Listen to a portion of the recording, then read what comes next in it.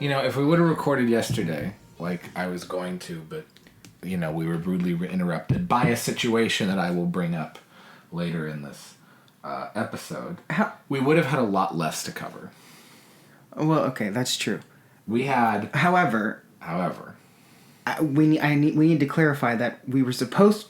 Our normal recording day, and I'm not Wednesday. letting anything out. Our normal recording day, we've discovered the best day would be Wednesday afternoon. And if we do 2, then Friday, Wednesday and Friday. However, this week, my not-so-esteemed co-host here... I almost said guest. Guest? Yeah, this is my podcast, bitch. No. No wonder it sucks. My not-so-esteemed co-host celebrated his, 50th birthday? Yeah. I look great for 50, don't I? I'm going to keep saying... I'm going to say I'm 50 until I'm actually 50, and then I'll just switch back to 40. And if anybody, brings it up, they're like, but didn't you... Just gaslight them completely. But, I don't know, those bags under your eyes look like they rival my Birkins. The only bags here are Louis Vuitton. Even Louis Vuitton makes mistakes. I tee you up like... You pee me off, and that's what you do. I want to tell people, I, for the first time, made an itinerary of what to talk about, and I made a note on my phone, and I want to read the note aloud. It just says WeHo Bars and George Santos. So we will get to those later in the episode, but there's more pressing news. Oh no, I thought I had a really great joke when we were going out to dinner on Wednesday that I just had to repeat for our lovely listeners. Oh yeah, what was it? The Aristocrats? No, when you walked up the stairs and I said, "Oh, that's cute. Your shirt matches the wrinkles on your face." You didn't think that was so funny at the time. But one of our dear friends, I repeated that joke to, and he thought it was hilarious. He said, if you were ever on death row with Mitchell and you were being wheeled to the electric chair, at least you know that he would tell you, "Oh, wow, I can see your wrinkles from here." Through the plexiglass and everything. He'd be there trying to, pull the lever ahead of time, bzz, bzz, bzz. Well, speaking of electrical issues, we were also going to make up for yesterday's recording last night, but something unfortunate happened in the domicile. And that is, I don't know if you can hear it in the background here, because it keeps clicking on every 28 to 36 seconds. No, it tries to click on and it doesn't actually click on. Trying to, it's like, click, click. We have a fridge issue. It sounds like you trying to stand up. Which I kept in last week's recording, last week's episode, by the way. You did? You getting up off the Did you edit? Did you edit out? Well, I don't listen to our own episodes, so I'll have to wait until Colin tells me. Did you edit out your 15-minute rant about the N-word? Because that was really fun. I thought that would be great. You said it about 8 times, and I was really hoping that we could get canceled. But sure, they believe that. They do. They do those when that Southern voice. So our fridge is again not working. Now, mind you, we don't own this home. Someone else does, so we're renting. And this fridge is like a mid to late 90s model, which... Like you. Exactly. I'm like Linda Evangelista here with the with the big neck. So the fridge is not working. And by that I mean, was it over Thanksgiving was the first time? Yes. Because you had to take stuff over to a friend's for Thanksgiving dinner, and you noticed it was... You called me very nervously. No. Let me finish the story before you interrupt your own interruption. Just give me a second. Okay. All I know is I got a call in New York from you, and I thought, oh my God, the house is on the house down. The house is on fire. You fell asleep in the tub. There's another customer in the place. Now, you fell asleep in the tub. You left a candle lit like Courtney Love. You burned down everything, including your Funko Pop collection. And the whole building just went up, and now all that's left of my Louis Vuitton is what I have with me in New York. But no, you called me in this really horrified voice, like, I don't want to make you upset or anything like that, but the fridge is not working. I was like, okay, well, did you take everything out? Yes, I said everything's fine, like I said, but just so you know, it's not good. I was like, okay, we'll get it taken care of, I would wildly in accurate. Sorry, that was the word I was looking for. Wildly inaccurate storytelling there. What really happened was, number one. Well, for the record, I don't have any Funko Pops. I don't know where he pulled that out of. Like one of the bags under his eyes, I guess. I don't know. I don't know what you collect. Diseases. I don't know. But anyway, I barely even know what Funko Pop is. Secondly, the story began. We had guests right before you left for New York over Thanksgiving, and we kept hearing the clicking. And I said, "It sounds like the refrigerator's going out." Oh, no, that's not. Don't you do worry too much? Remember? I did not say that. I got nothing but just, derision from these people. No, hold on a second. No, what? You're not the canary in the coal mine here. No.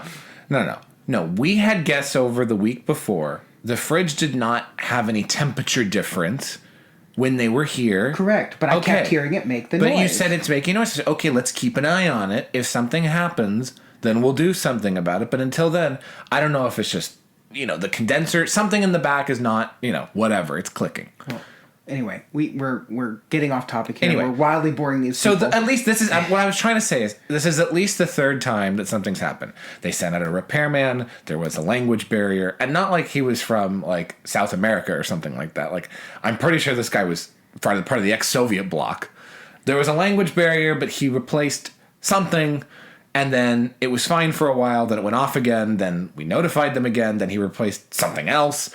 And now we're on like round 3 or 4 of this thing. But this time was really upsetting because everyone's home, and from first thing in the morning until getting back from the gym, so like first thing in the morning until midday, something clicked off, and it was enough to where everything was sweating, and the ice that we had just made a huge bucket of fresh ice for drinks. The ice was like a small lake in the freezer. And so I was like, well, shit. So we're like... And the vodka started to warm up. I was not happy. Right. The vodka started to sweat, and so did he. And so I was like, all right, let's take everything out. Luckily, and one good thing about this place is there's no garage, but in lieu of a garage, there's a storage place underneath the stairs, like a little storage catwalk alcove. And there is a smaller... like a white apartment beverage fridge that people would normally have in their garage that we've been using for White Claws and things like that now we can use. So we can at least keep things cold here for the next few days until someone comes out to, quote, repair it again. But having to go up and down a spiral staircase to bring things upstairs and downstairs. Especially after he's had 5 or 6 cocktails. Exactly. Like, you're just going to find me at the bottom of the stairs like Toni Collette, holding a dozen eggs and a thing of butter. So it's really upsetting. But I went to make steaks last night because we bought these really nice dry-aged steaks from Pavilions. I put it on the sheet pan to put in the oven. And I look at it, I'm like, what's that? And so I hold it up to the light, and there was fuzzy gray-blue mold growing on the side of both of the steaks. It's the most disgusting thing I've ever seen in my life. And that's when I was like, okay, everything has to go. Like, he got really angry and almost threw up at the same time. It was a really odd combination. But it was like, these are like $30. Like, I spent a lot of money on these steaks. So I was like texting them, and the landlord like, hey, like, okay, I know we told you about the fridge. You said someone's coming out Saturday, but just so you know, a lot of stuff is spoiled. In fact, almost everything has spoiled in this fridge. All the condiments, and we had just started restocking things after we had this previous issue before. Like I was like, don't buy mustard, don't buy anything like that. Did you throw away that mustard, by the way? I did. It downstairs. I think it went downstairs. Okay. So we have to. Just curious. But that has wine in it, so it should be okay. Like mustard's pretty vinegary. But I don't know. Yeah, no, so they're absolutely fine. I just wanted to make sure you didn't actually throw it away because we barely used any of it. No, because it was like when we first moved in, we had a bunch of condiments that went bad that first time that had to be thrown out. Right, because I was gone. And mixers. Yeah, because I didn't know how long they had been like that, so I just threw everything out. But you were gone barely 24 hours. I was gone about 36 hours. Okay, 36 hours, and you came back, everything's shot. This time it was within 6 hours. Right. Everything went bad, and it was just from morning coffee to coming back from the gym. So when this fridge gets hot, it's almost like it does the opposite. Like it's just throwing like hot air and it's just melting everything inside. So steaks were fucked. Bunch of other foods fucked. Some of the cheese and other things like that are okay. But the reason I bring this up is last night we were like, okay, well, it's going to be a quick dinner. You have your class, and then we'll record. That didn't happen. So we're recording here on a Friday. We skipped our earlier recording time this week because we have a fridge. Hopefully, a fridge issue. Hopefully, by next week, we either have a new fridge. I really fingers crossed that this gets replaced, or at least bring the beverage fridge up from downstairs. Something, so that we can, I don't know, make food again. The oven's also fucked, but that's another story for another day. It turns on every third time that you try to turn it on. So it's really fun cooking in this lovely home in a nice zip code. Well, that's the thing. It is a lovely home in a nice zip code. We just have cheap appliances. Well, but it's almost like every other week there's something. Because a couple weeks ago when it was raining, the mold was really bad. And so we had to get dehumidifiers and air it out and everything. Maybe this is jumping into seamlessly, jumping into our next topic. According to the Nextdoor app. Yes. A lot of people had the same issue, so it's not just this house. Thankfully, a lot of people were saying we've got a lot of mold growing on the ceiling and all of this stuff. Right. I don't know how to get rid of it. So we were not the only ones. Maybe it's not the house. It was just the weird weather. Well, I think it is the house because the house is older and they added central air later on. But for example, the condenser is right out, or the heat pump evaporator is right outside of a window, like a bedroom window. So you open up the shades in the morning, and the bedroom window has water streaming down and mold growing on the thing there. Because my bedroom window. It is yours, which is great. So it's really funny to me because and those windows are, obviously I told you, are not sealed because I can feel the wind blowing my hair as I sleep at night. Right, and it wasn't through his legs either. I was impressed. Be hell of a hat trick otherwise. So a lot of these, there's about 500 cottages in this neighborhood. 500 of them are mid-century, to pre-war builds, and then the rest of the homes were built afterwards. So this is a pre-war, early 40s, during the war. I don't know what they call during war homes, but anyway, barracks. So this is one of the ones during that period of time. You make it sound like we live in an antebellum home. I didn't say pre-Civil War. That's only you. It's weird. He dresses up like Scarlett O'Hara and he just walks up and down the stairs, and it's really uncomfortable for everybody. I'll worry about that tomorrow. He treats me like Hattie McDaniel, and I haven't shit in his pie yet. I feel like it. And who's Olivia de Havilland? And then there's Maud. So we live in an older, home. The newer homes, I guess, have better HVAC systems, but the older ones were facing this issue, according to Nextdoor. So you and Kyle, in your infinite boredom, downloaded the Nextdoor app. You brought the average age of the users on there down by a median of at least, 2 standard deviations. And you've been communicating... Throw statistical terms at us. Oh, exactly. Like you know what the fuck you're talking about. I'm going to bring out my calipers. And so the two of you have been interacting with older people in the neighborhood. I wish Kyle was back from work so he could tell the story about how an old lady basically yelled at him for being not nice. I told him that happened. He didn't notice. He told me that happened. So I don't know if you told him, but anyway. Yeah. Anyway, go ask Alice. So the Nextdoor app apparently is the most unhinged social media app that you can exist on, because it's people talking about things happening in their neighborhoods, including, on Twitter someone mentioned there was a local Nextdoor person who said, why is this person walking through our neighborhood every single day? And it turned out it literally was her next door neighbor going to work and coming home from work every single day, and she had never met them before. So that's how unhinged it is. Why are these cars parked here? It's your neighbor. It's their home. To make this a little meta, and certain people listen to this might know what I'm talking about. The Nextdoor app reminds me of the book White Noise that we read. Yes. Don't see the movie, by the way. And movie that we unfortunately don't see that movie. Yeah. Read the book. Don't see the movie. I will end it there. But it reminded me of the White Noise book, because there's a scene where the family's talking about things that they know nothing about and just making shit up as they go along. When, oh, well, isn't that a rodent? Well, no, it's not a rodent. It's actually a blah blah blah. It's an amusing scene, but reading the Nextdoor app of people saying, it's X, and then someone responding, well, actually, no, it's X.2, and then someone being no, it's A, and then someone saying, there's so much negativity on this app, you people are so mean, and so it's just boomers policing each other in the worst way possible. It is. it is postmodern hell is what it is. That's what Nextdoor app is. Especially because most people who have it used it in large print. Like, so both, I refuse to go on here because, one, it would be an enormous waste of time. And two, I would start thinking so much less of the people that I want to live in the fantasy that everyone that like lives around me is nice and Republican and wealthy and has a dog and would buy me a drink at the bar, and I just want to live under that fantasy. I want all of my neighbors to be like the woman on the corner who is an absolute gay icon. Who said, you know, when I said, well, can I get you something from the store? What do you drink? And she said, I haven't refused anything. I want everyone to be her, and I forget what her name is now, but I wave at her all the time. I don't think we ever got her name. It's not Linda. I don't know. Something like that. Linda's a safe bet. Faye. Barbara Jean. I don't know. So, speaking of things happening next door, down in Dana Point, the RNC is having their winter... Nicely done, sir. Nicely done. That's a good one. They're having their winter orgy or something.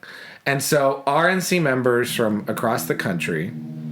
Speaking of next door, that's our neighbor next door who has... She drives a Porsche GT3 brand new, and every time she starts it, it sounds like a grain combine. So... Speaking of next door, I was going to say it sounds like a wood chipper. That too. If there's a full-on Fargo happening next door. So the RNC Winter Gangbang is happening down in Dana Point. Some of my friends are in attendance. Well, someone else told the camera. But some of my friends are in attendance too. I was hoping that, and this is, I guess, some kind of breaking news, I was hoping that Harmeet Dillon, who is a whip-smart attorney, from up in Northern California, has helped the Trump team on many legal defense cases, lots of I'm trying to think of a term. Lots of these media-driven issues that you see, they're involved in the cases and in defending the appropriate people in those cases. So she runs a very good firm. She runs a tight ship, and has given, you know, countless hours of help to the RNC. Talked about empowering Scott Pressler, who has registered more voters as an individual than the entire RNC has in the past few years. A much greater role there, running up against Mitt Romney's niece, right? Ronna Romney McDaniel's niece. I think married to his nephew. And so niece-in-law. Niece-in-law. I don't know if it's niece-in-law. It's his niece-in-law. So a lot of people were pushing for Dillon because she was talking about, hey, I've been talking to grassroots voters. We have to do better with our fundraising. You can't be sending out 1,000 texts to people every day asking for money. Like, there's a lot wrong at the RNC, and you have to fix it. So of course she lost. But I believe she's also younger, and yes, it's fresh blood that, yeah, you know, would come with new ideas, which right apparently is not welcome. Apparently not. And I was reading something saying that some of the donors, who I guess are there, were scared of change and everything like this, which is why the thing that's interesting, Trump didn't really have a dog in this fight because, you know, Ronna helped fundraise for him. Harmeet was his attorney. I think that it's interesting to me because these same donors are the same people who tried really hard to keep Trump from getting the Republican nomination. Like, they threw everything they could, Ted Cruz, at the wall to see what would stick. These are the people who actively opposed his nomination, who have not helped him once, who he ended up having to raise a lot of money for, who didn't raise any money for him, and now they're the same people still dictating the terms of this party that has lost the last three elections, 2018, 2020, and now 2022. And so they want that leadership to continue with the promise of, hey, we heard you. It's similar to this McCarthy thing of they're picking the dumbest people possible to run. I think that I'm going to continue remaining unaffiliated in the state of California. I like being an unaffiliated voter. There's some Democratic candidates who are good. And honestly, at this point, I would never, ever give a dollar to this party. I would never give money. I would never encourage people to give money. I would actively discourage people from giving money to the RNC or to any organization whose money ends up being funneled to the RNC or candidate. That just seems like an absolute waste at this point. Just give to a charity. I feel like you're probably better off and it's slightly less corrupt. So it's getting to that point now of you have a donor class that's happy to support a specific candidate, and you have grassroots voters and activists and people who actually do show up and vote at the polls that are just not being listened to. Again, so I don't know if you had any take on this, but I'm just it's just another sign that these people just don't give a fuck. This is where I have a problem. I really don't think. I mean, I used to think maybe. I don't know. I keep going back and forth. Are these people? It's one of two things. These people are either really stupid, and just and borderline insane, thinking that you do the same thing over and over again, you're going to get a different result. Right. So it's either that, or, as I suggested, I mentioned to you earlier when we first talked about this offline, there's some kind of political games going on, which I think is more likely, where someone knows something, someone has dirt, someone has promised something, like some kind of backdoor thing that is not, just... The backdoor app? Things that are not known or things that are not publicly known that are driving decisions like these. It just doesn't make sense. I really don't think they're that stupid to think that doing the same thing over and over again and not listening to their voters is going to help them in any way. I really think there's some type of political reason for all of this, and it is suicide. It's political suicide, but you're right. They're not going to win. Nothing's going to change.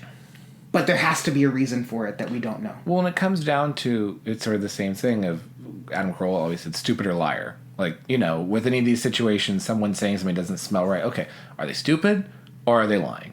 Like, there's not, it can't be, it could be both, but it can't be anything outside of those. But what this does solidify to me is that we are in desperate need of another party to be formed.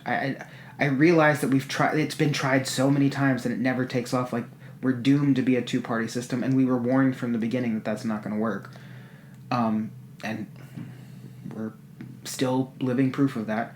But if they're going to do the same shit over and over and over again and continue to lose and not care about us, the people who keep electing them, then we have to break off and do something else. And not just continue to lose, but also continue to support loser candidates. Like, you can still... We now we live in a society, but we live in a society where, much like this Nextdoor app, social cohesion is lower than at any point that it's been in a very long time. And so if you can't trust your own neighbor, you can actually go on an app and snitch on your neighbor now.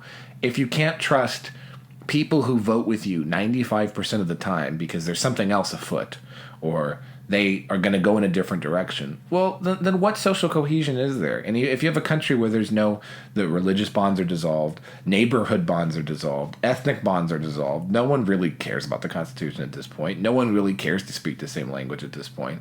You have a lot of people living uncomfortably together and importing more people in who have no resemblance to what the country's value system is and have no interest in learning it.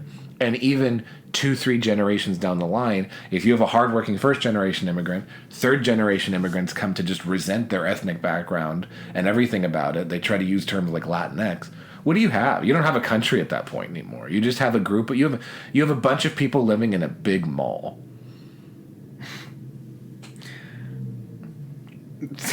Sorry, I just steered us completely off the cliff. Off the Dana Point cliff. Have you been in my black pills? I have, but as I said it, I thought they were for acid reflux this whole time.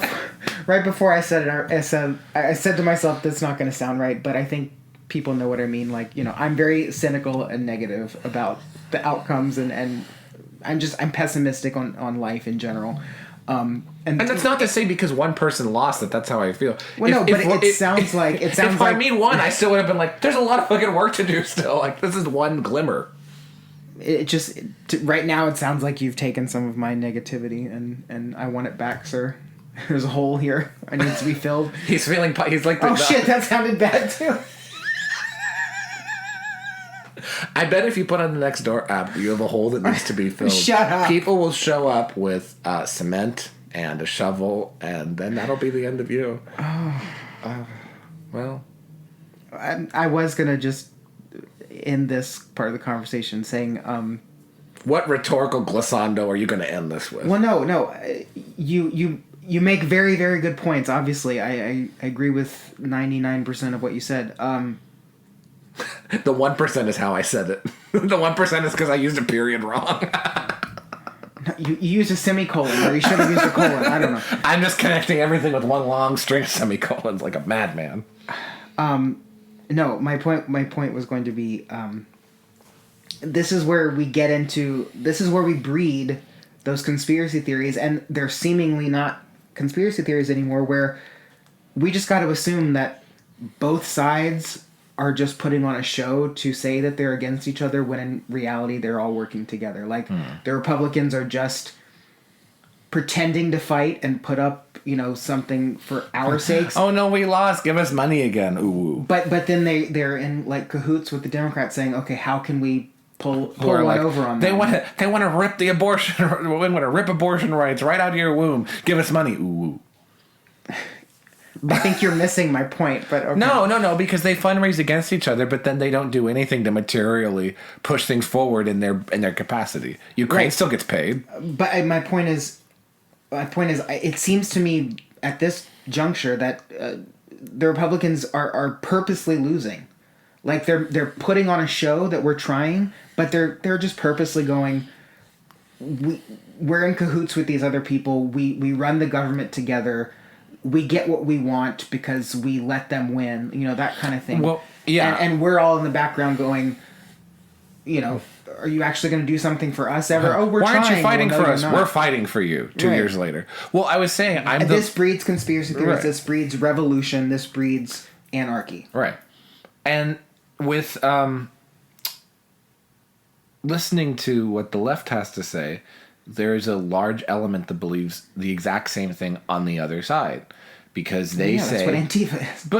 But even the more learned people or the boomers or things like that who have done this for longer, they're like, we're not doing anything to reach out to young voters. We're saying things like student debt relief and doing no meaningful change towards that. We still have a healthcare system that's broken, that's not being fixed. We tell people, rent moratoriums and things like that. We don't do shit about that. Like, a lot of the talking points that the left gets thrown, they don't do anything to do it. They're not codifying abortion law the way that they would like to do it. Why do they win when they do the same shit that we do? Because they don't. I feel like they win in a larger sense because their argument is easier to make. And I say it's easier to make because they can hammer people on more embarrassing points. So it's really, if they can say you're a racist if you believe in this, then it's a lot easier to win because you can't sound countering with, well, Democrats are the real racist. That's a whole other like realm of discussion, and no one cares about that. Like, that's if you're explaining, you're losing. And they don't have to explain. They throw things they don't have to explain. You know what? I never thought about it this way, but it seems like the party that's the most effective at weaponizing language seems to win. Yes. Because the few times that we did win, it was because we threw out words like build the wall, critical race theory. Yeah. Like, that's being taught to your children. Immediately, it's like in Virginia. Oh, that's done. Yep. I think maybe, hopefully, pushing this idea of groomers, maybe will that get people, teed up enough. Right, because the left knows how to use slogans and language. They felt disenfranchised for years and years and years, even though they secretly weren't. But they know how to use slogans and language effectively, where the right just fails until President Trump came in and said, look, we're going to build a wall. We're going to fix them. We don't want illegals coming in. Like Mexican rapists, all these things like that. Didn't do much of it, but at least said it and won on that. And I guarantee half of those people there at that RNC summit are completely blithely unaware of the fact that the only reason that they won a presidential election of the last 3 is because they said things like that. They said, build the wall. That got him elected. It doesn't mean he did it, but that's what won. If you tell them immigration, they'll be like, oh yeah, we should have comprehensive immigration reform. No. Oh, we should do legal. No. Voters didn't vote for a path to citizenship. Voters didn't vote for the Dreamers. Voters didn't vote for that. Voters voted to have thousands and thousands of people from being dumped on their cities on a monthly basis and straining their resources, whether they're left or right or center or anything like that. And I think that that's a good segue into one illegal immigrant that the Republicans have to deal with, George Santos. I knew that was coming. Who, do you know, how long have I said or joked, what they really need in Congress is a messy drag queen. And by God, did we get one. I'm going to have to leave most of this conversation up to you because I can't say certain things. I mean, I met the man, so yeah. You did? He was at Mar-a-Lago for the You didn't tell me Spirit that. of Lincoln I didn't know that. gala. Did he make a move on you? No. Okay. Well, then what? But, yeah. Was he in drag? No. See, we don't win anymore. Here's the thing. I think that the whole thing is a silly media distraction, but it's been effective because apparently while the media has been focusing on George Santos being enemy number one, like Trump's poll numbers have gone up like almost 10 points. He is now leading Biden and DeSantis in head-to-head matchups going into 2024. So if that's going to be the case, by all means, talk about George Santos for the next 2 years. I would be very happy if they did so. Well, I guess the problem is, yes, we should hold people accountable for, unethically lying because, that might have swayed enough voters to get him elected. The truth of the matter is that I don't know of a politician that has not lied. Right. If you want to disqualify George Santos... He lied about some fucked up shit. But if you want to disqualify George Santos for core biographical inaccuracies and, and misstatements, Joe Biden was the king of that for how many years? Going back to Johnny Carson used to joke on The Tonight Show about Joe Biden and his plagiarism scandals back in the 80s. That's how long that this has gone back. Like, he was a walking punchline because of that. And I think that Santos knows that. And Santos is like, look, even though I'm a Republican, they're going to hold me to a different standard. But fuck him. I won. And I kind of have to give him credit for that. I really do. Fuck him. I won. I won my constituency and in my district. He might not win again. Another candidate might. Or he might. Big fucking deal. And as my mother tells a story, and I think it was Edwin Edwards. He was a governor of Louisiana who... his son's governor now, right? Not his son. John Bell Edwards? Yeah, some relation, but not his son. Okay. But no, Edwin Edwards was, he was a convicted felon, I guess? Mm-hmm. Was it a felony? He, tax shit and money laundering and all that crap. Right. But he was still elected again after getting convicted. Like Marion Barry. Well, because the person he was running against was the the High Wizard or whatever they call it, the Ku Klux Klan. So, I mean, it was... I was the one time my mother said I did not go vote because I was not going to vote for either of these people. But anyway, I digress. Apparently, Edwin Edwards, one of his famous quotes is, he was asked during a press conference... Mr. Governor, it's been said that you've been lying to your constituents. And he said, I'm a politician. 90% of my job is lying to my constituents. Next question. See, it's almost like a throwback. Like, I love that. There's something very comforting about a politician that says, yeah, I'm full of shit. And what do you want from me? You all know this. Exactly. And I think that the last person who did that was Trump in a way. Right. Because you could never nail him down on specifics about anything, which was kind of great because they would be running away with the specifics and his message would still get carried out because now you're arguing over whether he said 14 or 15,000 people or something like that. And meanwhile, you're repeating his talking point on every single station to the point where people are listening and they're like, well, who gives a shit if it's 14 or 15,000? The man was making a point. And it was a good one. And it was a good one, more often than not. I think that... Well, if George Santos visits here, I think that we can definitely give him some help on different bars in West Hollywood to go to, which is our crowning discussion that we should have recorded earlier this week. I would shove him into Rocco's and run. I shouldn't say he is a very perfectly nice man. He's very gay, but he's perfectly nice. I think the best lie was they were like, he's actually straight, and I was like, have you seen him? Have you talked to him? Well, when he visits, let's take him out to the bars in WeHo. I think that the queens would love him. They would just love to take a picture with him, especially after him getting into it with Trixie Mattel of all people on Twitter. And gave her some good shit. Some good shit. Like, if you ever thought he wasn't gay, he said some drag race lore in his back and forth that only a real viewer would have known. Like, even a gay staffer would not have known that. Like, all the gay staffers are 18. Like, they haven't watched Drag Race. They don't know what that is. They're all watching The Real Friends of WeHo. Oh God. No, they're not. No one is watching that abortion of a show, which gives me hope because they sponsored us, by the way. They sponsored. We're keeping the money, but The Real Friends of WeHo is the show that they, first of all, they fucked up so bad. They announced that they were cutting Drag Race on MTV down by 30 minutes because it's an hour and a half show.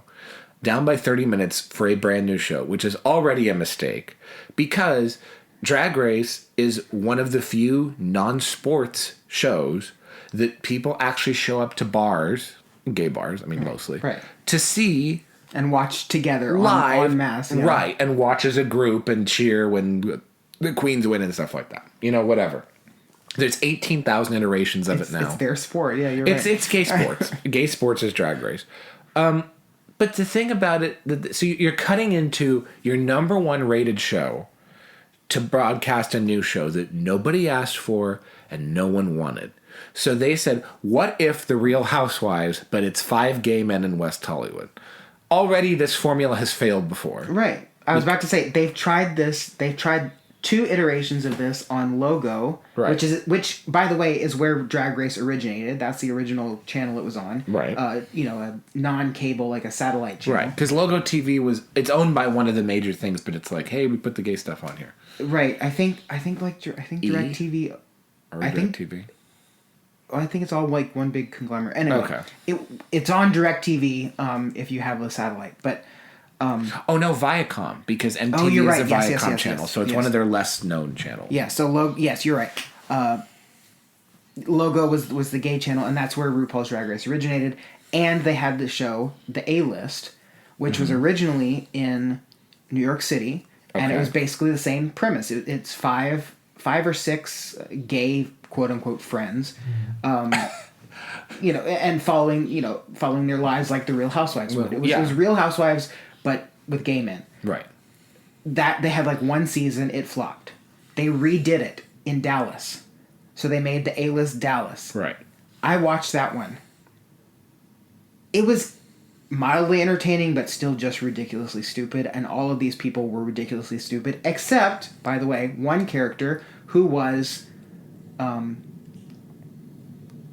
he was a gay Republican in Dallas. And Ann Coulter was his friend. Friends with Ann Coulter, which became an outside of the show controversy. Right. Because they wanted to kick him off the show for being Ann Coulter's friend. Right. And I forgot his name. But anyway, yeah, they did the A-List Dallas.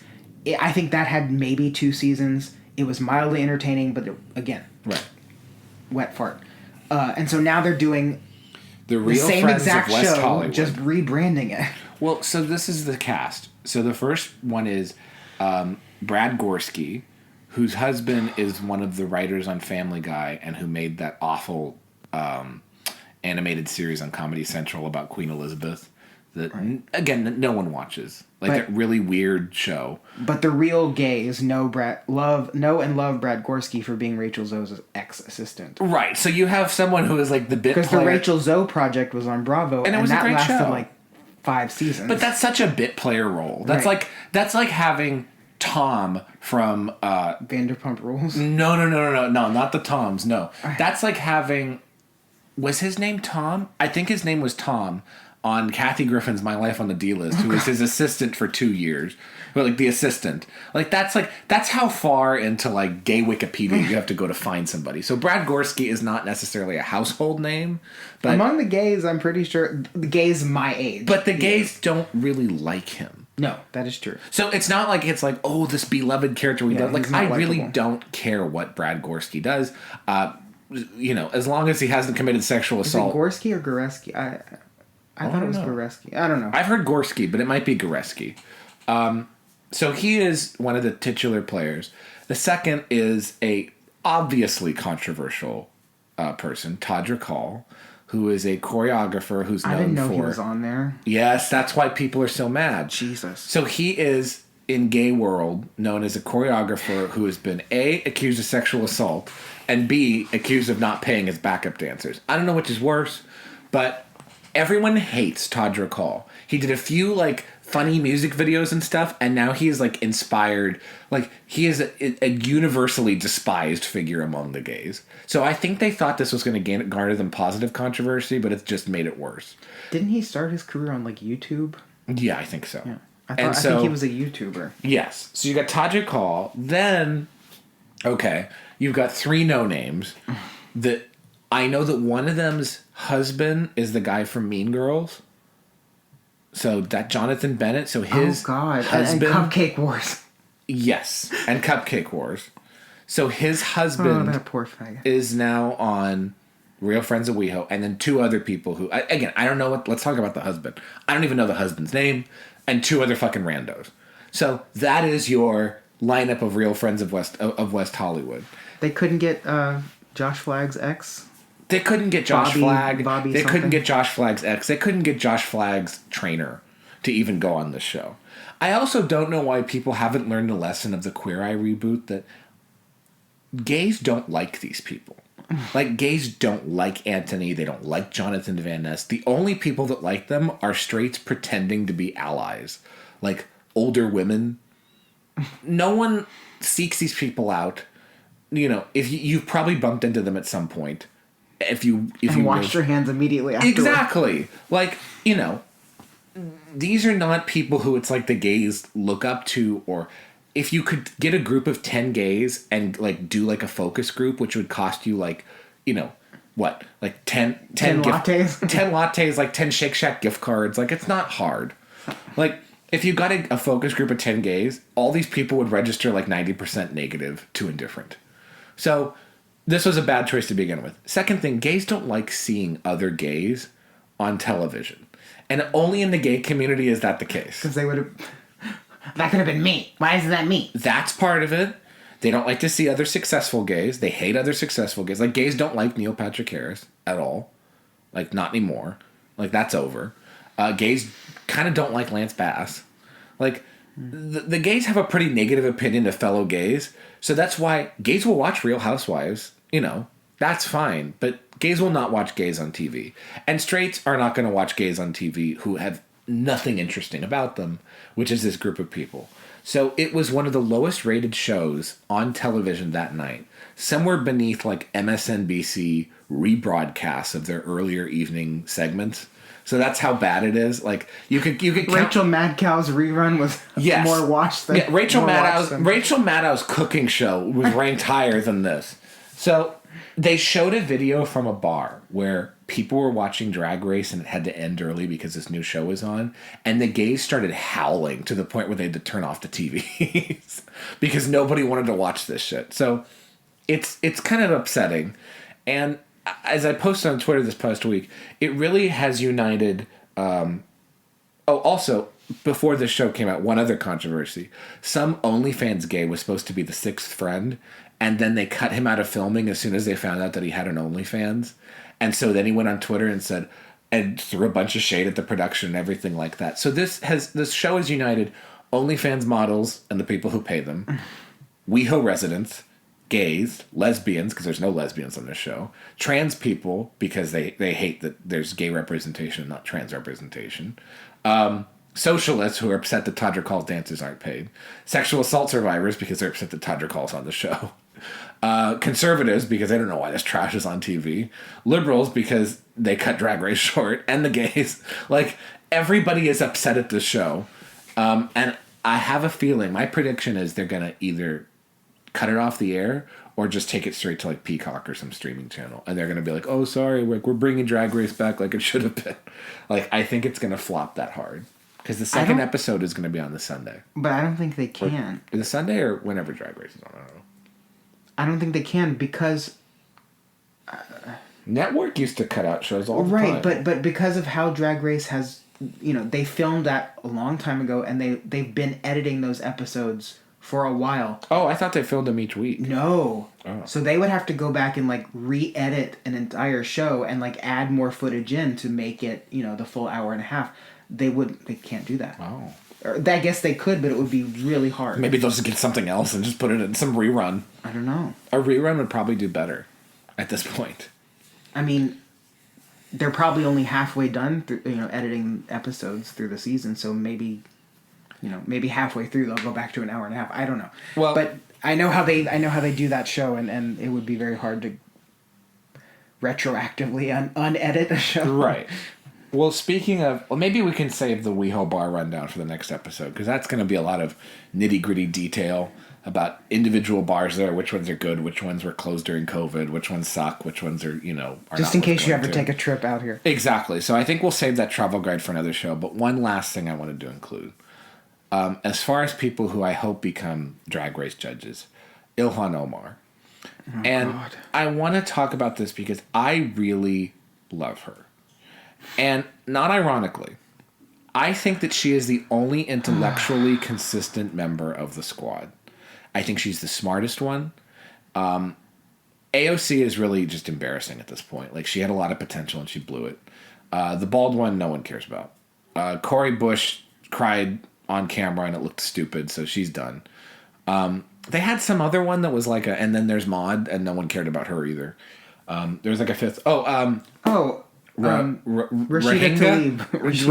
Rashida looks permanently drunk, so she's done. She looks like a bulldog. And that Jayapal one too, that Pramila Jayapal. Oh, right? She wasn't ever part of I the thought she was squad. part of it. No, because she's not young enough, and she wasn't like a. When they all started together. And she was elected 2 years she was- after. Okay, She was already part of the or something. But I like Ilhan because, first of all, the makeup game's on point. She married her brother. No one gives a fuck. Like, she was able to sell that successfully, which I think that takes balls. When it came to giving Trump credit for doing some of the right things during COVID, like, the economic stimulus payments, everything like that, she said that was a good idea. She actually, AOC was too stupid sitting there in her kitchen drinking beer with her loser husband. Like, Beyonce. I thought they were married. No, Oh. I don't think so. So you're telling me that there's a chance? But she was like, yeah, I have to give them credit because they want to put money in people's pockets and everything. Like I have to give Ilhan a lot of credit, and I think she gets too much shit for being a boss babe. So my person of the week, I'm starting a completely new segment for this, is Ilhan God. Omar. She changes up the turbans. They look great. And look, if you're going to elect someone who represents a constituency and they happen to come from a completely different country, well, you shouldn't have imported an entire constituency from another country. So that's how I feel about it. All living in one zip code, basically. Literally in one area of, Minneapolis? Outside of Minneapolis? Something like that.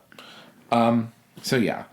I think that Ilhan should have been the Drag Race guest judge instead of AOC. That was a corny choice. And they had Nancy one time.